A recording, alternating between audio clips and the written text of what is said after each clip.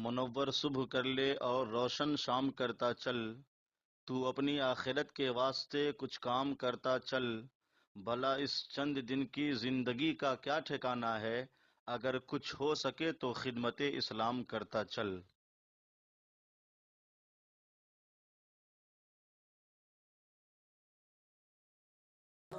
سورہ ہود کی آیت نمبر 96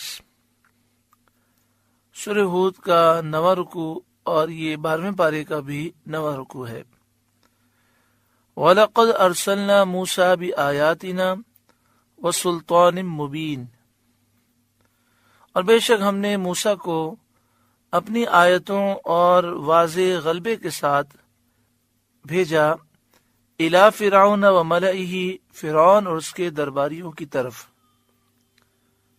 اور بے شک ہم نے موسیٰ کو اپنی آیتوں اور صریح غلبے کے ساتھ فرعون اور اس کے درباریوں کی طرف بھیجا۔ یہاں آیتوں سے مراد معجزات ہے کہ موسیٰ علیہ السلام معجزات لے کر آئے، اور سلطان مبین سے مراد یہ ہے کہ موسیٰ علیہ السلام کو اللہ نے وہ رعب و دبدبہ عطا فرمایا کہ ظالم باوجود سخت آپ کا دشمن تھا، اس کے باوجود وہ آپ پر حملہ نہ کر سکا۔ جب موسیٰ علیہ السلام سامنے آتے تو آپ کے رعب کی وجہ سے کفار کانپ جاتے۔ بنی اسرائیل بڑی سرکش قوم تھی، لیکن حضرت موسیٰ علیہ السلام کے حکم کے سامنے وہ سامنے نافرمانی نہ کر سکتے تھے۔ یہاں تک کہ جب موسیٰ علیہ السلام کوہ طور سے واپس آئے اور دیکھا کہ بنی اسرائیل کی اکثریت بچڑے کی پوجا کر رہی ہے، اور اب وہ اس پوجا سے توبہ کرنا چاہتے ہیں، تو آپ نے ان سے فرمایا کہ سب اپنی گردنیں جھکاؤ اور قتل کے لیے تیار ہو جاؤ۔ تو کسی کی ضرورت نہ ہوئی کہ وہ انکار کر سکے۔ جتنے بچڑے کے پجاری تھے، جن کی تعداد 5 لاکھ سے زائد تھی، ایک روایت کے مطابق، وہ گھٹنے کے بل کھڑے ہو گئے اور اپنی گردن انہوں نے جھکا دی۔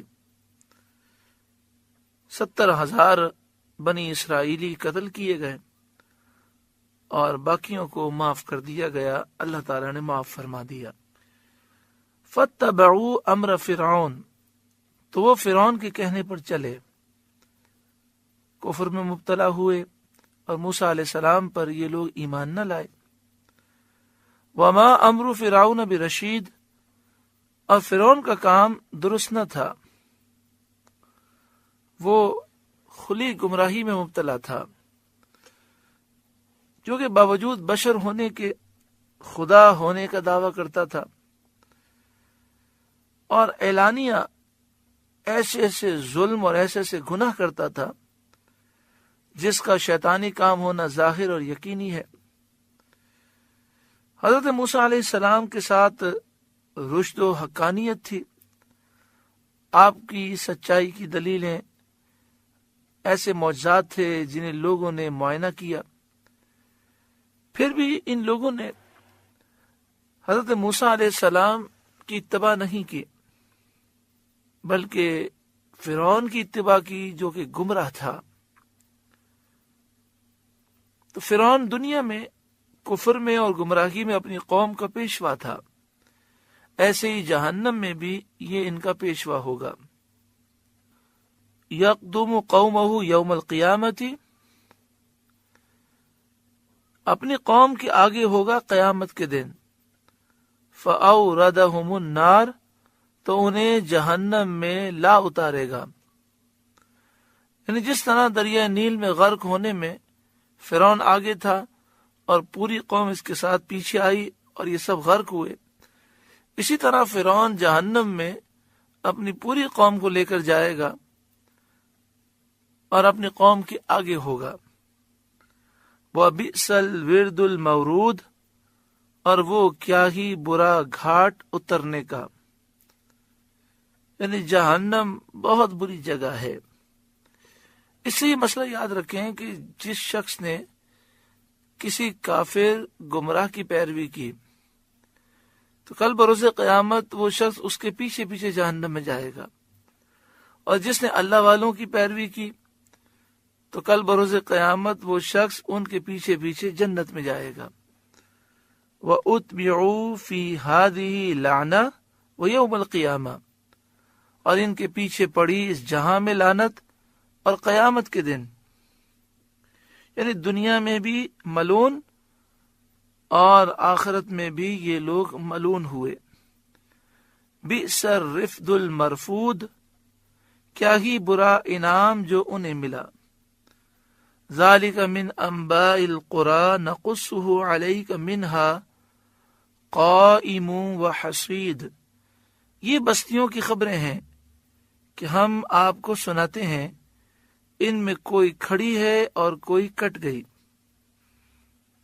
یعنی یہ گزری ہوئی امتوں کے واقعات ہیں جو ہم اے محبوب آپ کو سناتے ہیں تاکہ آپ اپنی امت کو ان کی خبریں دیں تاکہ وہ ان سے عبرت حاصل کریں. ان بستیوں کی حالت کھیتیوں کی طرح ہے. منہا قائم و حسید، ان میں کوئی کھڑی ہے، یعنی اس بستی کے مکانوں کی دیواریں موجود ہیں، کھندرات موجود ہیں، نشانات باقی ہیں، جیسے قوم عاد اور قوم سمود کے نشانات موجود ہیں. وہ حسید، اور کوئی کٹ گئی، یعنی کٹی ہوئی کھیتی کی طرح بالکل بے نام و نشان ہو گئی اور اس کا کوئی اثر باقی نہ رہا، جیسے قوم نوح علیہ السلام. نوح علیہ السلام کی قوم کے جو نشانات ہیں وہ مٹ چکے ہیں. وما ظلمناہم، اور ہم نے ان پر ظلم نہ کیا، ولیکن ظلموا انفسہم، بلکہ خود انہوں نے اپنا برا کیا. یعنی گناہ کر کے، کفر اختیار کر کے انہوں نے خود اپنا نقصان کیا. فما اغنت عنہم آلہتہم التی یدعون من دون اللہ من شیء، تو ان کے معبود جنہیں اللہ کے سوا پوجتے تھے ان کے کچھ کام نہ آئے. لما جاء امر ربک، جب آپ کے رب کا حکم آیا. یعنی یہ مشرکین جن جھوٹے خداؤں کی پوجا کرتے تھے، جب اللہ کا غضب آیا تو یہ جھوٹے خدا اللہ کے عذاب کا مقابلہ نہ کر سکے. وما زادوہم غیر تتبیب، اور ان سے انہیں ہلاک کے سوا کچھ نہ بڑھا. یعنی ان بتوں نے، جھوٹے خداؤں نے ان کی بربادی ہی میں اضافہ کیا. ان کے لیے یہ ذرہ برابر بھی فائدہ نہ لا سکے. آج مسلمان الحمدللہ شرک سے محفوظ ہے، لیکن یہ ضرور ہوتا ہے کہ اپنے دوستوں، اپنے رشتہ داروں اور دیگر لوگوں کی وجہ سے انسان گناہ کرتا ہے. پھر ان گناہوں کی وجہ سے جب نحوست آتی ہے تو نہ رشتہ دار کام آتے ہیں، نہ دوست کام آتے ہیں. وَكَذَلِكَ أَخْذُ رَبِّكَ إِذَا أَخَذَ الْقُرَىٰ وَهِيَ ظَالِمَةٌ، اور ایسی ہی پکڑ ہے تیرے رب کی جب بستیوں کو پکڑتا ہے ان کے ظلم پر. جب بستی والے گناہگار ہوتے ہیں تو اسی طرح رب العالمین کی پکڑ آتی ہے. ان اخذہ علیم شدید، بے شک اس کی پکڑ دردناک سخت ہے. تو ہر ظالم کو چاہیے کہ ان واقعات سے عبرت پکڑے اور توبہ میں جلدی کرے. ان فی ذلک لآیۃ لمن خاف عذاب الآخرہ، بے شک اس میں نشانی ہے اس کے لیے جو آخرت کی عذاب سے ڈرے. عبرت و نصیحت کی نشانی ہے. ذالک یوم مجموع لہ الناس، آخرت کا دن وہ دن ہے جس میں سب لوگ اکٹھے ہوں گے اگلے پچھلے حساب کے لیے. وذالک یوم مشہود، اور وہ دن حاضری کا ہے جس میں آسمان والے، زمین والے سب حاضر ہوں گے. وما نؤخرہ الا لاجل معدود، اور ہم قیامت کے دن کو پیچھے نہیں ہٹاتے مگر ایک گنی ہوئی مدت کے لیے، یعنی جو مدت ہم نے بقائے دنیا کے لیے مقرر فرمائی ہے اس کے مکمل ہونے تک قیامت نہیں آئے گی۔ جب تک اللہ تبارک و تعالی نے دنیا کو جو عمر دی ہے وہ عمر پوری نہ ہو جائے اس وقت تک قیامت نہیں آئے گی۔ یوم یأتی لا تکلم نفس الا بإذنہ، جب وہ دن آئے گا کوئی اللہ کے حکم کے بغیر بات نہ کرے گا، تمام مخلوق خاموش ہوگی۔ قیامت کا دن بہت طویل ہوگا، 50,000 سالہ دن ہے۔ اس میں احوال مختلف ہوں گے۔ بعض احوال میں تو شدت ہیبت سے کسی کو اللہ تعالی کے اذن کے بغیر بات زبان پر لانے کی قدرت نہ ہوگی، اور بعض احوال میں اجازت دی جائے گی، لوگ اللہ کے اذن سے کلام کریں گے، اور بعض احوال میں دہشت کم ہوگی، اس وقت لوگ اپنے معاملات میں جھگڑا کریں گے اور اپنے مقدمات پیش کریں گے۔ فَمِنْهُمْ شَقِيٌّ وَسَعِيدٌ، تو ان میں کوئی بدبخت ہے اور کوئی خوش نصیب۔ اللہ ہمیں خوش نصیب بنائے، بدبختی سے محفوظ فرمائے۔ آئیے ہم سماعت کریں کون سی علامتیں پائی جائیں تو یہ اس بات کی نشانیاں ہیں کہ ایسا شخص خوش نصیب ہے۔ حضرت شفیق بلخی رضی اللہ تعالی عنہ نے فرمایا، سعادت کی 5 علامتیں ہیں، خوش نصیب ہونے کی 5 نشانیاں ہیں، 5 علامتیں ہیں۔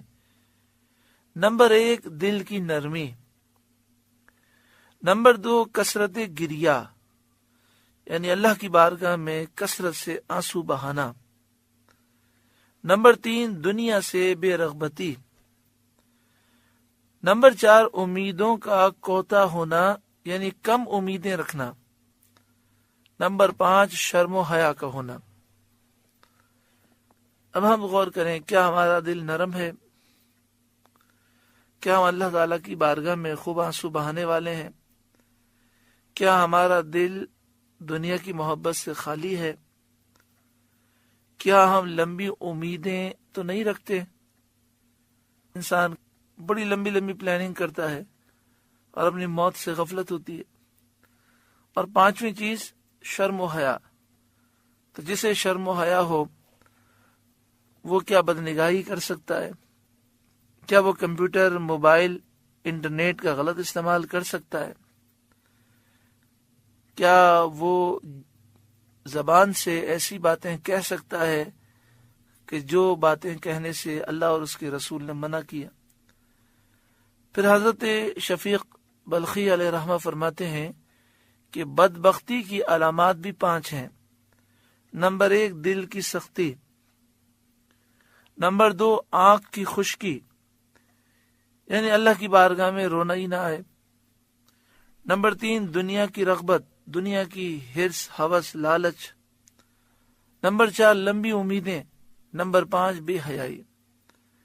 اللہ تعالی ہمیں سعادت نصیب فرمائے اور خوش نصیبی کی ساری علامتیں نصیب فرمائے۔ فَأَمَّا الَّذِينَ شَقُوا فَفِي النَّارِ، تو وہ جو بدبخت ہیں وہ تو جہنم میں ہیں۔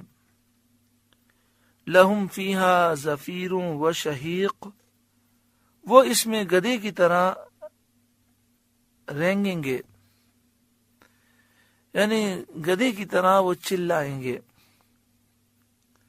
خالدین فیہا ما دامت السماوات والارض، وہ اس میں رہیں گے جب تک آسمان و زمین رہیں، الا ما شاء ربک، مگر جتنا آپ کے رب نے چاہا، اتنا اور زیادہ رہیں گے۔ یہ زیادہ کتنا ہے اس کی کوئی انتہا نہیں۔ تو مطلب یہ ہوا کہ جن کا خاتمہ کفر پر ہوا وہ ہمیشہ جہنم میں رہیں گے، کبھی اس سے باہر نہ نکل پائیں گے۔ ان ربک فعال لما یرید، بے شک آپ کا رب جب جو چاہے کرے. وَأَمَّا الَّذِينَ سُعِدُوا اور وہ جو خوش نصیب ہوئے فَفِي الْجَنَّةِ وہ جنت میں ہیں. خالدین فیہا ہمیشہ اس میں رہیں گے. ما دامت السماوات والارض جب تک آسمان و زمین رہیں. الا ما شاء ربک مگر جتنا آپ کے رب نے چاہا اتنا اور زیادہ رہیں گے. اس زیادتی کی کوئی انتہا نہیں. اس سے مراد یہ ہے کہ وہ ہمیشہ رہیں گے.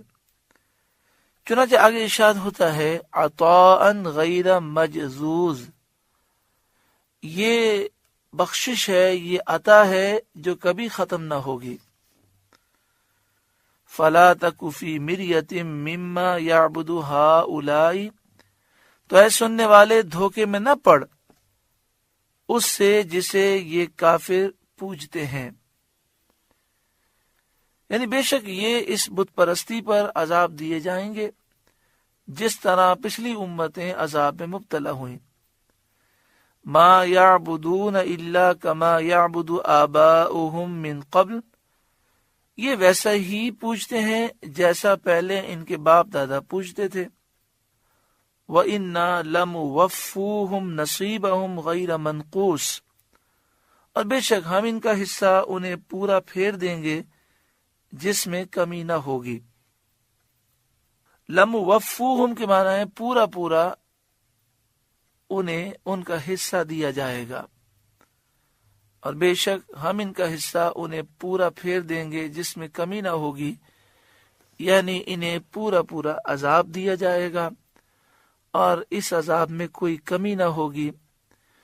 دنیا کی قلیل زندگی میں کچھ وقت کے لیے وہ نفع اٹھائیں گے، اس نفع میں بھی سکون، چین اور برکتوں سے محروم رہیں گے، اور پھر مرنے کے بعد ہمیشہ ہمیشہ عذاب میں گرفتار رہیں گے. اللہ تعالی ہمیں خاتمہ بالایمان نصیب فرمائے اور پاکیزہ زندگی گزارنے کی توفیق عطا فرمائے. سورہ ہود کا 9واں رکوع مکمل ہوا. اللہ تعالیٰ اس کے نور سے ہمارے قلوب کو روشن اور منور فرمائے.